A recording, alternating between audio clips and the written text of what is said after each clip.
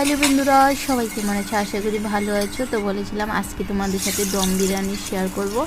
আর দম বিরিয়ানির জন্য আমি আলু ভেজে নিয়েছি আগে, আর এখানে ডিম ভেজে নিচ্ছি। আর এখন প্রথমে চিকেনটা করে নিব, আর ওইদিকে আমি ভাতও বানিয়ে নিচ্ছি দম বিরিয়ানির জন্য। আর এখানে যা যা মশলা চিকেনে দেওয়ার মতো সবগুলো দিয়ে দিলাম, রসুন বাটা, পেঁয়াজ বাটা, আদা বাটা, কাঁচা লঙ্কা বাটা। তারপরে একে একে করে মশলা দিয়ে দিলাম। এখন মশলাটা বেজে চিকেনটা দিয়ে নাড়াচাড়া করে নামিয়ে নেব। আর এই যে হয়ে গেল আমার দম বিরিয়ানি। আর এখানে হালকা একটু চিকেন, তো দেখো কেমন হয়েছে।